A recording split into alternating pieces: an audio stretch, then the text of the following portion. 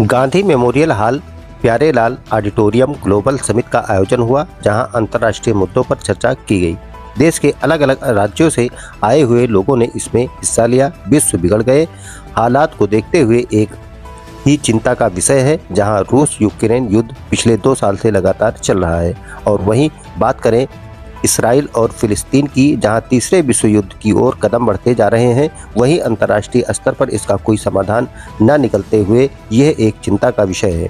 भारत के कुक नीति के तहत कहीं ना कहीं अंतर्राष्ट्रीय स्तर पर एक पहचान मिली है।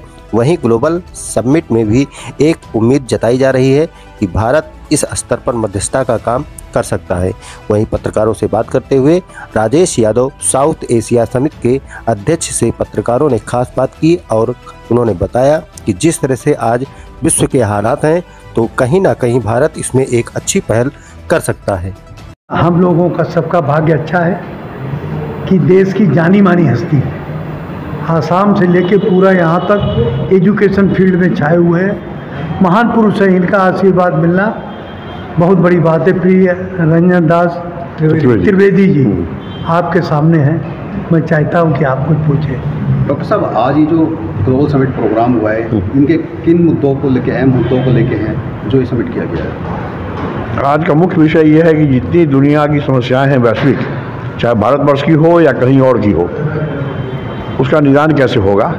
खासकर है कि युद्ध हो रहा है, उससे पूरी दुनिया समाप्त हो जाएगी, उससे कैसे रोका जाए। साथ ही साथ बाकी जो समस्याएं हैं, बेरोजगारी की है, अशांति की है, दोषपूर्ण शिक्षा नीति की है, या फिर जनसंख्या विस्फोट की है, प्रदूषण की है, सभी के बारे में समस्या खोजने के लिए एक तरीका है दुनिया भर में लड़ाई न हो। इसके लिए वसुधैव कुटुंबकम, मतलब विश्व एक परिवार है, और एक परिवार है, एक सरकार होगी। वैश्विक सरकार कैसे बने, एक ऐसा पार्लियामेंट हो जिसमें कि हर एक देश के लोग मेंबर हों, ताकि किसी देश को कोई घाटा न हो, फ़ायदा ही फ़ायदा हो। इसीलिए एक इंटरिम गवर्नमेंट की कल्पना की गई है।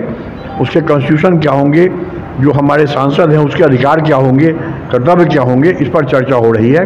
और यह आजकल दोनों चर्चा चलेगी, और साथ साथ देखना पड़ेगा संयुक्त राष्ट्र जो बनाया गया था बहुत अच्छे उद्देश्य से, अभी क्या हो गया है, कुछ देशों के चंगुल में आ गया है। सिक्योरिटी काउंसिल के लोग हैं, उनकी मोनोपोली है, वो वीटो चलाते हैं और किसी की बात मानते नहीं हैं। अगर संयुक्त राष्ट्र की भूमिका होती तो फिलिस्तीन और इजराइल में लड़ाई नहीं होती, और साथ ही साथ यूक्रेन और रूस में लड़ाई नहीं होती।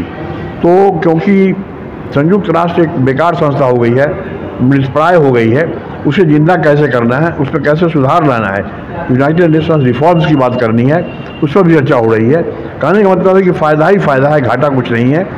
जो सरकारें हैं हो सकता है थोड़ी देर के लिए न माने, हमें जनता को मनाना है, तभी काम होगा। जितनी सरकारें बनती हैं वो जनता बनाती है। जनता अभी जागरूक नहीं है, इसलिए वो इस तरह की सरकारों को चुनती है जहाँ पर की बेरोजगारी बढ़ रही है, महंगाई बढ़ रही है, और सरकार खुश है कि जनता त्रस्त रहे और हमको वोट देती रहे। इसीलिए इन सरकारों को भी प्रबोधित करना है, इनको गाइड करना है, इनकी मजबूती शुद्ध करना है। ये नहीं है कि हम चाहते हैं रातों रात बन जाए, समय लगेगा। अभी जो भारत सरकार है, राज्य सरकार जितने हैं, उनके लोगों को भी मनोवृत्ति परिवर्तित करनी पड़ेगी, मनोवृत्ति शुद्ध करनी पड़ेगी, तभी जाकर के बात आगे बढ़ेगी। इसी सब बात से आगे बढ़ेगा। बताइए।